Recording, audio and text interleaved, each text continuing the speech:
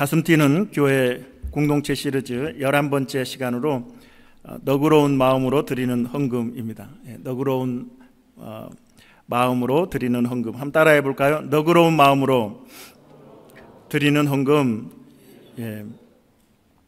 그 왕의 재정이라고 하는 주제로 세미나를 하는 김미진 간사라고 하는 분이 있는데 굉장한 인기 강사라고 그래요. 저는 한 번도 만나보지 못했는데 캘거리에도 오셨다고 합니다. 그분의 강의가 다 무시할 수는 없지만 한 가지 짚고 넘어가야 할 것이 뭐냐면 그분의 그 강의의 결론이 뭐냐면 부자가 되는 법을 알려주는 거예요. 세계의 상위 1%의 부자가 되는 비결 이런 거 가르쳐 줍니다. 그래서 세상이 추구하고 가르치는 상위 1%의 부자가 되는 법, 세상에 많은 원리들이 있듯이 이분도 신앙이라고 하는 것이 이렇게 포장된 상태에서 교회 안에서 부자가 되는 법을 가르쳐 주는 것이죠. 대박 나세요라고 하는 그런 메시지인 거예요. 얼마나 교회가 좋아하고 얼마나 성도들이 좋아하겠습니까?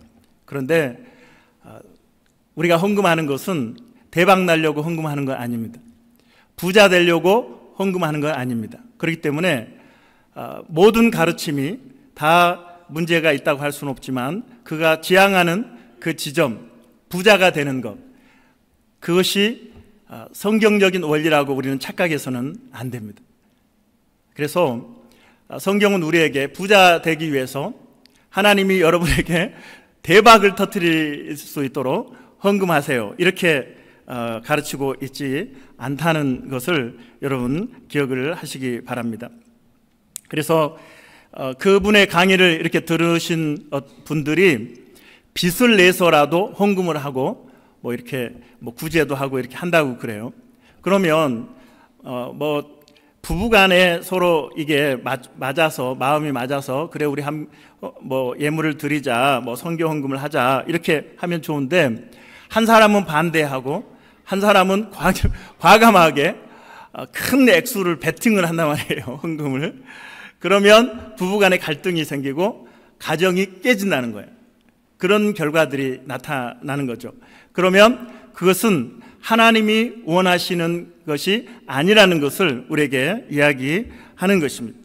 그래서 성경이 가르치는 원리를 여러분들이 잘 아시면 좋겠는데 오늘 짧은 시간에 모든 걸 말씀을 드릴 수는 없고 한 두 가지에 대해서 중요하다고 생각하는 원리를 말씀을 드리려고 합니다.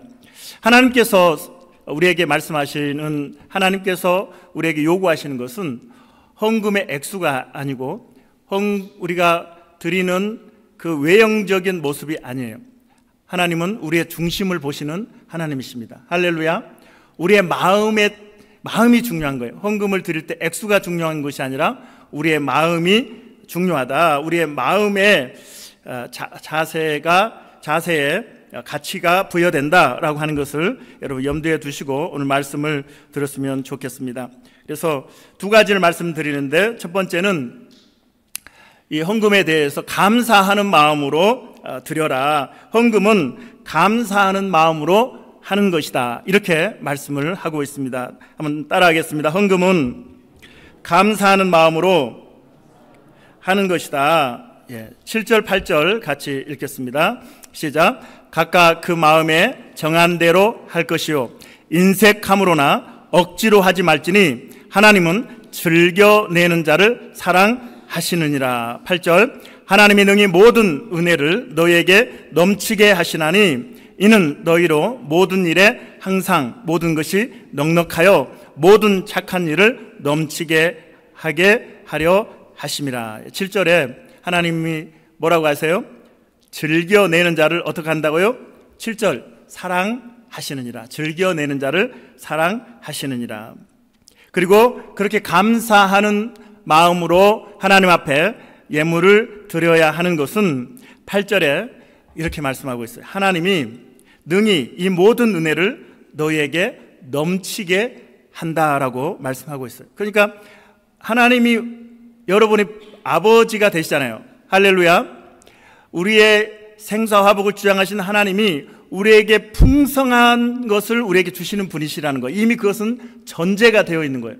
여러분이 하나님을 믿는 그 순간부터 하나님은 여러분의 모든 인생에 관여하시며 가장 좋은 것을 주시는 분이심을 여러분 믿으시길 바랍니다. 그렇기 때문에 내 현실의 형편과는 다르게 내가 하나님 앞에 만약에 예물을 뭐 크든 작든 드리게 된다면 감사하는 마음으로 드리는 것이 맞다라고 말씀을 하고 있는 것입니다. 로마서 8장 32절에 사도 바울은 또 이렇게 말씀하죠. 같이 읽겠습니다. 로마서 8장 32절 시작.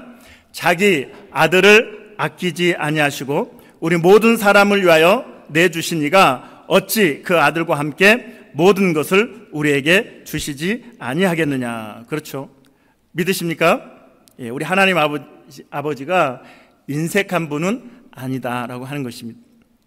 물론 우리가 이 체감을 할 때 참 저 양반이 인색하다 이런 생각이 들 때가 한두 번이 아닌 건 사실이에요. 그러나 성경은 우리에게 그분은 인색한 분이 아니다라고 말씀하고 있고, 아들을 주셨다는 거예요. 유일하신 아들 예수님을 우리에게 내어 주셨는데 다른 어떤 것을 아끼겠느냐라고 말씀하고 있는 것입니다. 이제 저희 아이들이 이제 20대 초반, 20대 중반이 이제 되었는데 친구들하고 이렇게 만나서 대화하다 보면 용돈을 받은 것에 대해서 서로 이야기하는 경우가 있어요. 그래서 어떤 아이는 뭐 한 주에 50불을 받았다, 한 달에 100불을 받았다, 뭐 이렇게 이야기합니다. 저희 아이들은 얼마 받았을까요? 한 푼도 못 받았습니다. 지금까지 제가 기억에 저희 아이들에게 이 용돈을 줘본 기억이 없어요. 이 아이들이 용돈을 아마 받은 기억이 있을지 모르겠는데 준 사람은 기억이 없네요. 그러면 우리 아이들이 생각할 때 누구 친구는 한 주에 50불 받고 누구 친구는 한 달에 100불 받고 나는 한 푼도 우리 아버지로부터 용돈을 받지 못했으니 나는 우리 아버님이 사랑하지 않는 아들인가 자녀인가 이렇게 생각할까요? 직접 물어볼까요? 예, 제가 느끼기에 불행하지 않다. 그 용돈이 없기 때문에 아버지가 나를 사랑하지 않는 것이다라고 생각하지 않는 것 같습니다. 여러분들이 우리 부모님들이 다 하시잖아요. 우리가 용돈 몇 푼과 비교할 수 없는 우리 자녀들에게 목숨을 내어줄 수 있는 사람들이 바로 부모님이세요. 그렇죠? 한 두 분은 아니시네요. 내 목숨도 자식을 위해서 내줄 수 있는 그러한 존재가 부모인 것이죠. 그래서 엄청난 헌신을 해서 아이들을 정말 처음에 생명을 주고 그리고 그 아이들을 먹이고 입히면서 20대 중반까지 이렇게 키워왔다는 것이죠. 아직도 떠날 생각을 안 해요. 아직도 떠날 생각을 안 해요. 아빠가 좋아가지고. 여러분, 이 아이들이 부모가 50불, 100불을 안 줬다고 해서 그 아이를 사랑하지 않는 게 아니고 그보다 더 중요한 생명을 주고 그보다 더 중요한 희생을 주고 사랑을 주고, 그렇죠? 밤낮을 가리지 않고 이 아이들을 돌봤던 우리 부모님들, 할렐루야, 자식들아 철이 들어서 용돈 좀 줘라, 뭐 이런. 그렇죠? 철이 들면 우리 아빠 엄마가 나를 그렇게 사랑해서 나를 돌보고 섬겼구나, 나를 케어했구나 라고 하는 사실을 철이 들면 이제 감사해서 오히려 용돈을 받는 입장이 아니라 부모님에게 용돈을 드려야 되겠다, 이제 이렇게 되는 것이죠. 자, 헌금에 대해서 이제 여러 가지 내용이 성경에 있지만 우리가 11조를 빼놓을 수 없는데 소득의 11조를 하나님께 드리는 것입니다.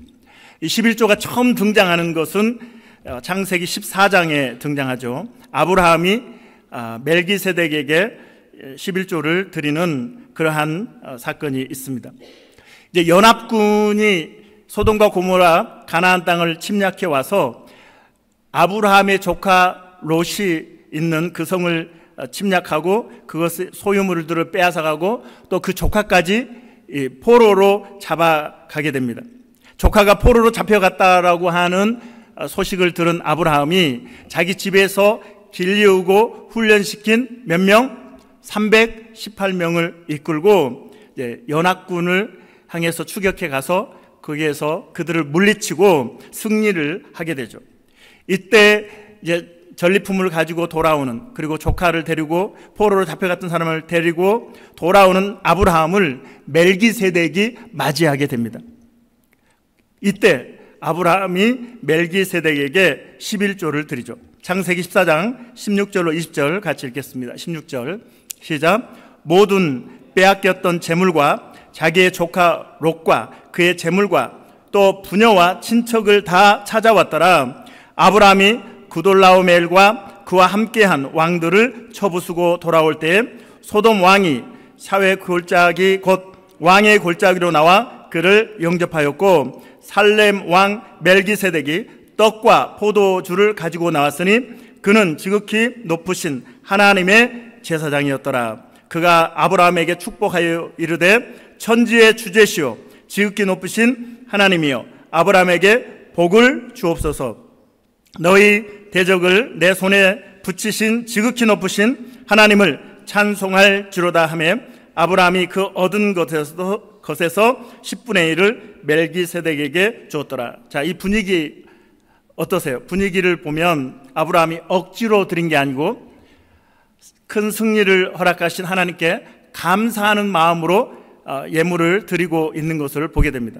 율법은 이 이후로 500년이 지난 다음에 시내산에서 이스라엘 백성들에게 이제 그 율법을 주었기 때문에 아브라함의 11조는 율법을 주신 그 기간과 약 500년의 차이가 나고 500년 앞서서 아브라함이 11조를 드리고 있는데 그것은 바로 우리에게 가르치고 있는 11조의 그 마음의 자세는 감사라고 하는 거예요. 한번 따라하겠습니다. 11조의 정신은 감사다. 예. 대박나라고 하는 것이 아니라 감사하는 마음으로 우리가 하나님 앞에 드리는 것이다 라고 하는 것입니다. 그래서 우리가 직장 생활도 하고 또 비즈니스도 하고 또 공부도 하고 이러한 여러 가지 일들을 하면서 하나님께서 우리에게 허락하신 건강과 또 환경이 있기 때문에 우리가 이런 소득을 얻을 수 있기 때문에 감사함으로 하나님께 올려드리는 것이죠. 우리의 감사의 정신을 잊어서는 안 된다.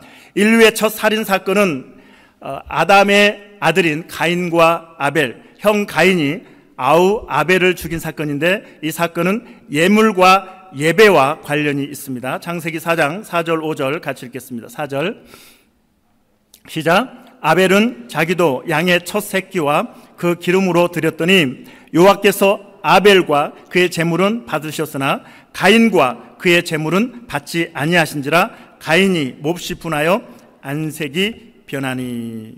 여기서 우리가 주목할 것은 뭐냐면 아벨과 그의 제물이라고 하셨고 가인과 그의 제물이라고 이렇게 묶어서 함께 말씀하고 있다라고 하는 거예요. 이게 사람과 제물이 별개가 아니라 붙어 있는 거예요. 하나님께서는 같이 보는 거죠. 그래서 사람은 받으시되 물질을 받지 않는다. 물질은 받으시되 사람을 받지 않는다. 이게 아니고 하나님은 물질과 사람을 받으시거나 물질과 사람을 받지 않으시거나 하신다라고 하는 것입니다. 왜냐하면 하나님은 드린 사람의 마음을 보시기 때문에 그런 거예요. 드린 사람의 마음을. 앞에 소론에서 말씀을 드렸듯이 헌금은 외적인 것에 의해서 가치가 부여되는 것이 아니라 오직 헌금하는 사람의 마음의 자세에서 가치가 부여된다라고 하는 것입니다. 예수님께서는 그래서 2렙돈, 정말 가난한 과부가 2렙돈, 동전, 정말 작은 동전을 연보했을 때 이 과부를 칭찬하시잖아요. 최고로 최선을 다해서 모두를 전부를 다 하나님께 드렸다라고 말씀하시는 것은 그 마음을 보신 거예요. 그 중심이 어떤지를 아셨기 때문에 그렇게 인정해 주고 있는 것이죠. 여러분 감사하는 마음으로 우리가 크든 작든 예물을 하나님께 올려드리는 여러분 되시기 바랍니다. 우리가 이 헌금 주머니를 현관에 이렇게 세워놓잖아요. 이렇게 돌리면, 헌금 시간에 이렇게 돌리면 헌금이 좀 더 거칩니다. 헌금 주머니가 왔는데 주머니에 손을 안 넣을 강심장이 없잖아요. 그래서 뭐 5불이라도 있나 찾아보고 100불 꺼내봤다가 깜짝 놀라가지고 넣어가지고 10불 찾고 5불 찾고 이러면서 그걸 저는 원하지 않아서 우리 교회는 처음부터 저 뒤에 세워놓고 준비된 마음으로 또 감사하는 마음으로 예물을 드리는 것, 그것만이 진정한 예물이기 때문에 헌금 주머니를 예배당 입구에다 세워놓고 있는 것입니다. 그래서 여러분 감사하는 마음으로, 왜요? 하나님은 우리에게 넉넉히 주시는 분이기 때문에 그렇습니다. 너그럽게 먼저 우리에게 사랑을 베푸시는 분이기 때문에 우리도 하나님 앞에 너그럽게 넉넉하게 이렇게 드리는 우리 성도님들이 다 되시기를 바랍니다. 예. 자, 두 번째로 이 헌금에 대해서 이 공동체를 위해서 드리는 헌금이다라고 말씀하고 있습니다. 한번 따라하겠습니다. 헌금은 공동체를 위해 드리는 것이다. 예. 헌금은 공동체를 위해서 드리는 것이다. 예. 서론에서 하나님으로부터 대박 날려고, 복 받으려고 하나님 막 1000배, 10,000배 막 이렇게 나에게 이거 한 100불 드리면 몇만 불 뻥튀기해서 주시려나, 이런 것은 성경의 가르침이 아니라는 거예요. 그러면 하나님이 돈이 필요해서 헌금하라고 하신 것인가? 그게 아니란 말이죠. 그런데 왜 하나님은 우리에게 돈이 필요하지 않는 전능하신 하나님, 세상 우주가 다 하나님의 것인데 왜 하나님은 우리에게 헌금을 하라고 하시는 것일까? 예물을 왜 드리라고 하셨을까? 왜요? 공동체를 위해서 하라는 거예요. 공동체. 구약에서도 이 11조와 또 여러 가지 성전세 뭐 이런 것들을 백성들에게 이야기하시면서 중요한 것은 뭐예요? 성전이죠. 성전에서 진행되는 그러한 제사가 계속 유지될 수 있도록, 또 성전을 유지 보수하고, 그리고 제사장과 레위인들, 그곳에서 일하는 봉사자들을 위해서 하나님께서는 11조와 성전세를 드리라라고 말씀하고 있고, 고아와 과부들을 위해서 구제 헌금을 하도록 하나님께서는 요구하고 있다는 거예요. 하나님이 배부르시려고, 하나님이 다 챙기시려고, 하나님이 가지시려고 하는 것이 아니라, 그렇죠? 하나님의 공동체가 유지되도록 하기 위해서 헌금을 말씀하고 있다는 거예요. 신약도 마찬가지입니다. 구제와 선교를 위해서, 오늘 본문 고린도후서 8장과 9장은 구제 헌금과 관련된 내용이죠. 또한 사역자들을 위해서 헌금을 드리라라고 말씀하고 있는데, 먼저 구약 성경 볼까요? 말라기 3장 8절부터 10절 같이 읽겠습니다. 자, 말라기 3장 8절 10절 시작. 사람이 어찌 하나님의 것을 도둑질하겠느냐? 그러나 너희는 나의 것을 도둑질하고도 말하기를 우리가 어떻게 주의 것을 도둑질하였나이까 하는도다. 이는 곧 11조와 봉헌물이라. 너희 곧 온 나라가 나의 것을 도둑질하였으므로 너희가 저주를 받았느니라. 만군의 여호와가 이르노라. 너희의 온전한 11조를 창고에 들여 나의 집에 양식이, 자 여기서 잠깐요. 자, 11조를 창고에 들여 나의 집에 뭐가 있게 하라고요? 양식이 있게 하고. 왜요? 먹여 살려야 할 가족들이 있으니까. 공동체를 말하는 거죠. 나의 집에 양식이 있게 하고 그것으로 나를 시험하여 내가 하늘문을 열고 너에게 복을 쌓을 곳이 없도록 붙지 아니하나 보라. 예, 공동체에 대한 언급이 있죠. 오늘 본문 1절도 8절부터 이제 계속 연보에 대한, 헌금에 대한 말씀을 하고 계신데, 오늘 1절이 이렇게 시작합니다. 성도를 섬기는 일, 성도를 섬기는 일. 연보와 관련해서 성도를 섬기는 일이다라고 말씀하고 있다는 거예요. 공동체를 의미하는 것이죠. 디모데전서 5장 17절 18절에는 이제 사역자들에게 살해할 것을 말씀하십니다. 17절 18절 같이 읽겠습니다. 시작. 잘 다스리는 장로들은 배나 존경할 자로 알되 말씀과 가르침에 수고하는 이들에게는 더욱 그리할 것이니라. 성경에 일렀으되 곡식을 밟아 떠는 소의 입에 망을 씌우지 말라 하였고 또 일꾼이 그 삭을 받는 것은 마땅하다 하였느니라. 특별히 오늘 본문은 이 구제 헌금과 관련된 말씀인데, 유럽에 있던 고린도 지역에 있던 교회가 예루살렘 교회가 어려움을 겪고 있다는 소식을 듣고 구제 헌금을 한 것과 같은 하는 구제 헌금을 했던 그 내용을 기록으로 하고 있습니다. 12절부터 14절 같이 읽겠습니다. 자, 12절 먼저 보여주세요. 자, 이 봉사의 직무가, 자, 헌금에 대해서, 연보에 대해서 말하고 있는데 이것이 봉사의 직무래요. 봉사의 직무래. 그리고 오늘 마지막 절에는 이것이 은사래요. 우리가 하나님 앞에 올려드리는 헌금과 예물 그리고 구제를 하는 이 모든 일이 우리가 봉사의 직무를 한다는 거예요. 여러분들이 교회에 이제 출석하면서 헌금을 하는 것은 내가 봉사의 직무를 감당하고 있구나라는 것을 여러분이 기억하시면 되겠습니다. 12절 다시 처음부터 읽겠습니다. 시작. 이 봉사의 직무가 성도들의 부족한 것을 보충할 뿐 아니라 사람들이 하나님께 드리는 많은 감사로 말미암아 넘쳤느니라. 이 직무로 증거를 삼아 너희가 그리스도의 복음을 진실히 믿고 복종하는 것과 그들과 모든 사람을 섬기는 너희의 후한 연보로 말미암아 하나님께 영광을 돌리고 또 그들이 너희를 위하여 간구하며 하나님이 너희에게 주신 지극한 은혜로 말미암아 너희를 사모하느니라. 12절은 말씀드렸죠. 이 헌금하는 것이 봉사의 직무라고 이야기를 하고 있고, 그리고 또한 13절에도 이 직무라고 이야기를 하고 있습니다.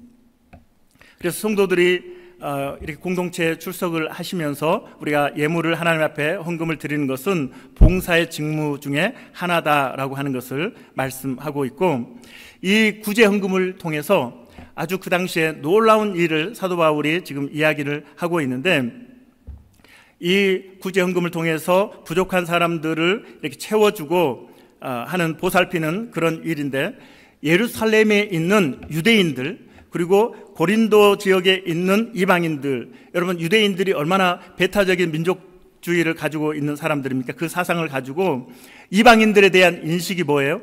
이방인들은 지옥의 불쏘시개로 하나님이 쓰시려고 이방인들을 만드셨다, 이렇게 생각하고 자기들만 천국의 아랫목의 주인이다, 이렇게 이야기하는 사람들이 유대인인데, 이 구제 헌금을 유럽으로부터 들어온 구제 헌금을 받고 이들의 생각이 바뀐 거예요. 이방인들이 자기들을 돕는 이 상황 속에서 이 유대인들의 이 선민 사상이 바뀌고, 그리고 하나님께서 이방인들에게 주신 은혜에 대해서 감사하면서 그들을 위해서 기도하고 있어요. 유대인들이 이방인 그리스도인들을 위하여 간구했을 뿐만 아니라 너희를 사모한다라고 말하고 있어요. 14절 한번 보여주실래요? 14절. 자, 또 그들이 너희를 위하여 간구하며, 유대인들이 이방인을 위해서 기도한다는 거예요. 놀라운 일이에요. 지옥의 불쏘시개를 위해서 기도하는 거예요. 하나님이 너희에게 주신 지극한 은혜로 말미암아 너희를 사모한대. 유대인들이 이방인을 사모한다. 이건 정말 기적과 같은 일이에요. 유대인들이 이방인들을 사모하고 있대. 이 일이 어떻게 가능해요? 구제헌금을 유럽에서 보내서 자기들의 어려운 상황 속에서 그것을 받으면서 그들의 마음이 확 열린 것이죠. 여기에서 우리는 이방인과 유대인, 이 높은 담이 허물어지고 우주적인 교회 안에서 성도들이 하나가 되는 아름다운 모습을 보게 되는 것입니다. 무엇을 통해서? 우리가 드린 예물을 통해서 이 일들이 이루어지고 있는 것이죠. 우리가 선교사님들께 이렇게 선교 헌금을 보내면 사랑의 교회도 감사하지만 하나님께 먼저 감사를 하더라고요. 그렇죠? 하나님이 주셨다라고 하는 거예요.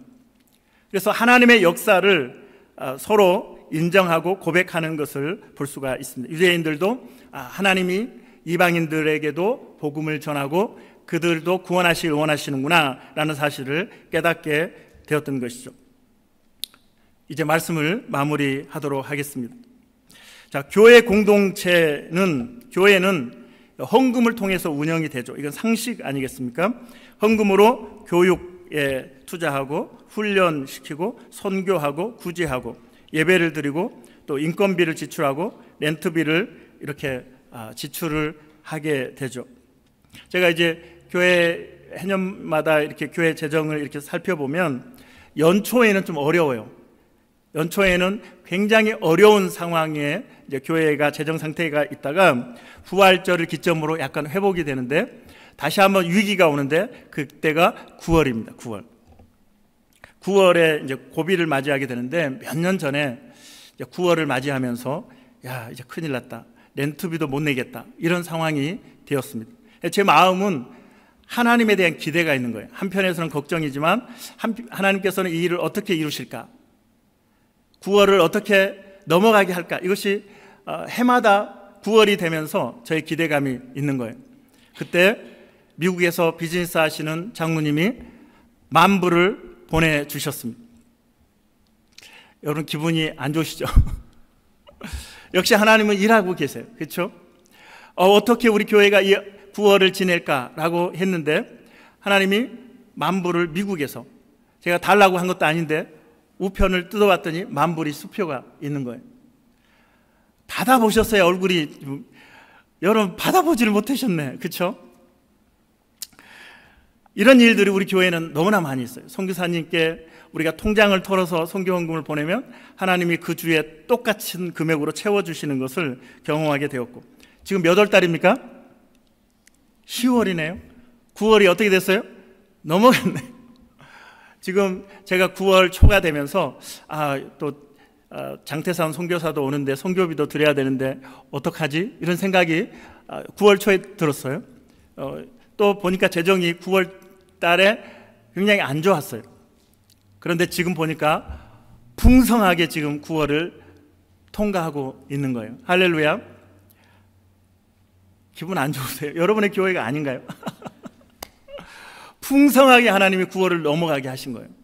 하나님이 당신의 공동체를, 당신의 교회를, 예수 그리스도의 몸된 교회를 이끌어 가시는 것을 이렇게 보게 됩니다. 전혀 예상하지 못한 사람에 의해서, 단체에 의해서 하나님의 사랑의 교회를 이끌어 가시는 것을 볼 수가 있습니다. 그래서 어려운 일이 있을 때마다 하나님을 기대하게 돼요. 인간이니까 걱정도 하지만 하나님이 또 어떻게 채우실까, 어떻게 넘어가게 하실까, 이제 그러한 기대감이 있는 것이죠.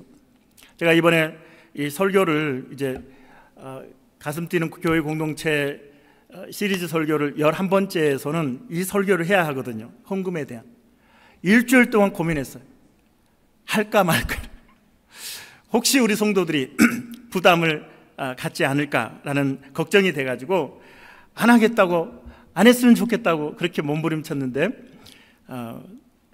이것이 우리 성도들에게 복된 소식이기 때문에 하나님이 전하라고, 또 성경에 있는 내용이니까 함께 나누라고 하신 마음을 주셔서 함께 이 시간 말씀을 나누고 있습니다. 지난주에도 우리 선교사님이 왔다 가셨잖아요. 그러면 우리가 그 선교사님께 또 선교비를 이렇게 드리게 되고, 선교사님들, 많은 선교사님들이 기도 편지를 저에게 또 우리 교회에 보내면서 후원금을 이렇게 요청을 하고 있어서 앞으로 우리 교회가 그런 일들을 더 많이 감당할 수 있었으면 좋겠다라고 하는 그런 마음이 있습니다. 또 구제도 필요하잖아요. 구제 헌금도 필요해서 구제가 필요한 사람들, 저희가 한 2년 전인가요? 1년 전인지 2년 전인지 추수감사 헌금을 통해서 지역의 어려운 분들에게 구제 헌금을 흘려보내고, 또 어려운 교회, 우리도 어려운데 또 캘거리에 더 어려운 교회 이렇게 흘려보내고, 또 개인이 어렵다고 그러면 그분에게 이게 흘려보냈던 그런 기억들이 있죠. 그래서 우리 사랑의 교회가 이 지역에서 하나님 앞에 더 크게 쓰임 받으면 좋겠다라는 생각을 하고 있는데, 제가 이렇게 생각해 보니까 웬만한 교회, 큰 교회가 아닌 이상 우리 교회보다 선교 헌금을 더 많이 지출한 교회가 있을까라는 생각을 해봤어요. 제 개인적인, 순전히 개인적인 생각이지만 없을 것 같아요. 우리 조동천 선교사님만 해도 지난번에 5,000불까지 하면 10,000불을 그분에게 후원을 지금까지 한 거예요. 놀라지 않으시네요. 우리 교회가 그 일을 했다니까요. 그래서 뭐 다른 선교사님들 위해서도 우리 교회가 많이 힘을 써서 선교 헌금을 했는데, 제 마음에 정말 우리가 재정이 된다면 하고 싶은 일이 이 다음 세대를 위해서 더 투자하는 것입니다. 그래서 우리가 아직 재정이 넉넉하지 않기 때문에 다음 세대를 위해서 진도가 좀 더디게 나아가고 있긴 한데, 다음 세대를 위한 유급 사역자가 또 필요한 거죠. 우리 부목사님과 전사님 계시지만 또 주일학교를 담당할 우리 사모님이 지금 연세가 있으시잖아요. 그분이 연세가 있으세요. 그래서 아이들하고 율동을 하면 허리 잡고 다녀요. 하루 종일. 아이고 허리야 삐끗했네 막 이러면서 다닌다니까. 그래서 율동 마음껏 아이들하고 할 수 있는 유급 사역자가 필요하죠. 그렇죠? 그리고 세르데이 스쿨도 하려면 유급 직원이 필요한 거예요. 담당할. 그리고 각 클래스를 담당하신 분들에게 우리가 사례도 할 수 있는 그런 상황까지 가서 이 지역사회에서 시대적인 사명을 감당하고 다음 세대를 살리고 세우면서, 그래서 선교하는, 그리고 불신자들이 교회를 찾아오는 교회로 우리가 세워가기 위해서 재정이 좀 필요합니다, 여러분. 저는 이 사랑의 교회가 지금까지 오기까지 참 많은 잡을 가지고 일을 했고, 어느 때는 하루에 5가지 일을 했어요. 하루에 5가지. 혹시 하루에 5가지 이상 일해 보신 분 손 들어보세요. 우리 다니엘이 이렇게 왔는데 동종 업계에서 이렇게 일하는 우리 다니엘이 왔어요. 와, 정말 하나님이 오늘 저를 인증해 주시는 그런 우리 다니엘 형제인 것 같아요. 제가 지금도 세탁소 일하는데 우리가 몇 년 전에 봤잖아요. 그렇죠? 수년 전에 제가 세탁소에서 일했는데 지금까지 제가 세탁소에서 일하는데 저분도 비즈니스를 하세요. 세탁소 비즈니스를 하세요. 그래서 그때 얼굴을 봤는데 어떻게 몇 년 동안 저를 잊지 않고 교회를 찾아온 거예요. 여러분 오늘 뭐 안 좋은 일 있으셨어요? 몇 년 만에 정말 우리 교회가 여기 있는지 어떻게 알았는지, 물론 구글로 해서 주소 보고 오셨겠지만 대기 저 사우스죠. 저기 저 노스 쪽이죠. 그렇죠? 여기보다는 훨씬. 여기까지 와줘서 너무나 감사하고, 제가 하루에 5가지 일을 어떻게 했느냐면 새벽에 일어나서 베이글을 만들었어요. 제가 베이커 출신. 그리고 베이커 그 일을 하고 베이글을 배달하는 딜리버리를 했어요. 새벽에. 그래서 뭐 선테라나 이런데 뭐 다운타운이든지 뭐 선테라에 베이글을 이렇게 배달하고, 그리고 나서 세탁소에서 낮에 일을 했어요. 그리고 저녁에는 이제 치과 건물 청소를 했어요. 그렇게 하면 한 4가지 되고, 한 가지는 뭘까요? 수요 예배를 인도했어요. 이제 목사니까 수요 예배를 드리러 가는 거죠. 제가 지금도 기억나요. 이제 세탁소에서 예배 끝나고 가면 너무 좀 힘들 것 같아서 예배 전에 빨리 가서 세탁소에 끝나고 그 치과에 가서 청소하고 이제 교회 수요 예배 인도하러 가는데 저 크로차일드에서 제가 운전하면서 졸고 있더라고요. 졸음 운전을 하고 있는 거예요. 깜짝 놀랐어요. 그러면서 제 마음에 드는 생각이 뭐냐면, 우리 성도들이 하루 종일 직장에서 이렇게 일을 하고 그 피곤한 몸을 이끌고 교회로 오는구나 라는 생각을 한 거예요. 그래서 제 마음에 그때 결심한 게 뭔지 아세요? 예배 시간에 졸아도 뭐라고 하지 않아야 되겠다, 그런 마음을 가진 거예요. 여러분 직장 생활 낮에 그렇게 힘들게 일을 하고 저녁에 또 뭐 저녁에 기도회나 뭐 이런 예배가 있으면 오면 너무 힘들잖아요. 그렇죠? 저는 그걸 경험했어요. 그리고 세탁소에서 우리 다니엘이 증인이에요. 아주머니들이 한 4분 계셨는데 그분들하고 일을 하는데 이분들이 저를 왕따시켜요. 제가 목사인 줄 알면서도 왕따시키고 얼마나 괴롭히는지 몰라요.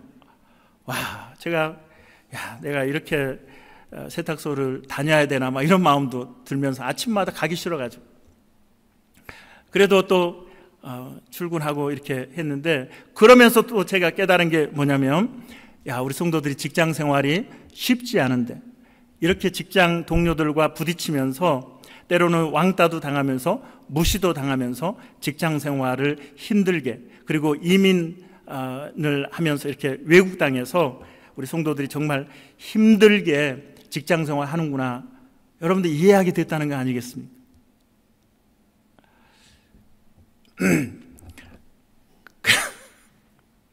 그래서 야, 이렇게 직장 생활을 힘들게 우리 성도들이 하시는구나, 이제 그 마음이 들어서 지금도 저는 이제 계속 이제 세탁소에서 일을 하고 있죠. 우리 다니엘이 깜짝 놀래요. 지금까지 하냐고. 그렇죠?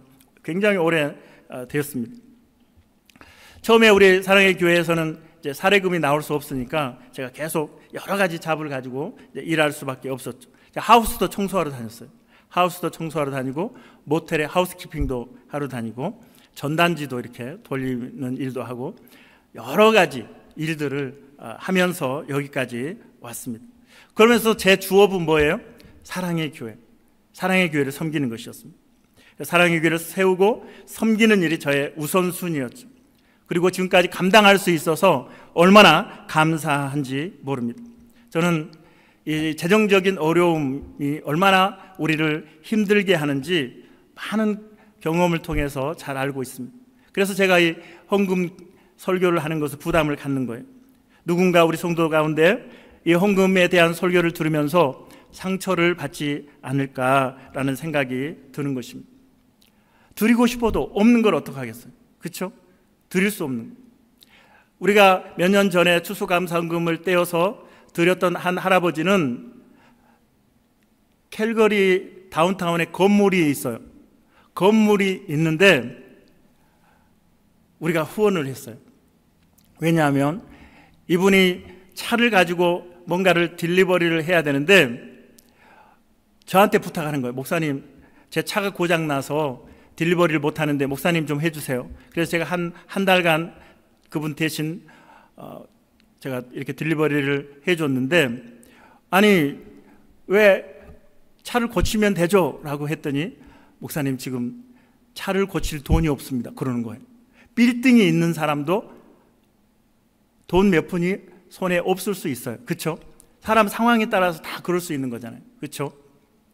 그래서 저희가 그분을 후원을 해드렸는데 나중에 다시 돌려받았습니다. 여러분, 너무 빌딩 있는 사람 후원했다고 너무 마음 상해하지 마시고 다시 돌려받긴 했어요. 그러나 그 순간이 있는 거예요. 정말 돈이 회전하지 않는 순간이 있는 거예요. 어려울 때 조금만 도와드리면 이제 그 순간 어려움을 극복할 수 있는 것이죠. 그래서 여러분, 우리 제발 부탁드리는 것은 헌금에 대해서 부담을 갖지 마시라는 거예요. 한번 따라할까요? 헌금에 대해서 부담을 갖지 말자. 부담 갖지 마세요. 안 하셔도 돼요. 안 하셔도 돼요. 헌금 안 하셔도 됩니다. 안 하셔도 됩니다.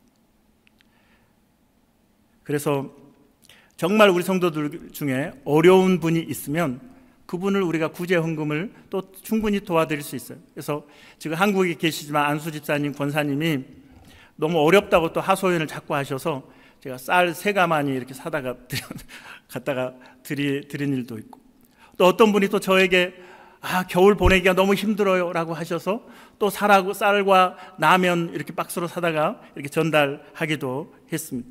그래서 혹시라도 우리 성도들 가운데 경제적으로 어려우신 분들은 저에게 말씀하시면 충분히 많은 것을 도와드릴 수는 없지만 그래도 굶지 않도록은 해드린다라고 하는 것을 여러분 기억하시고, 그리고 여러분 잘 되시면 또 갚으시면 되잖아요, 나중에. 그렇죠?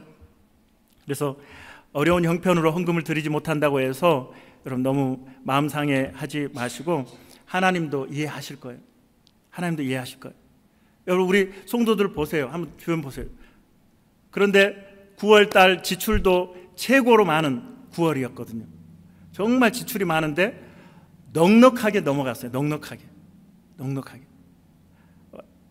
하나님이 다 하시니까, 여러분이 헌금 안 하셔도 하나님이 다 하시니까 걱정하지 마시고 편안하게 신앙생활을 하시고 나중에 여유가 되면 하세요. 그래서 또 할 수 있는 분들은 또 좀 더 하셔서 제가 앞에도 말씀드렸지만 다음 세대를 위해서 우리가 힘을 써야 되거든요. 그렇죠? 그래서 유급 사역자, 유급 직원들 이렇게 세워서 세르데이 스쿨도 정말 튼튼하게 세워서 아이들을 잘 양육하고 그리고 불신자들을 교회로 인도하는 그런 일들을 우리가 계획을 하고 있는데 여러분 기도하시고 또 여러분들이 할 수 있을 때 또 힘을 써서 해주시면 좋겠다 생각을 합니다.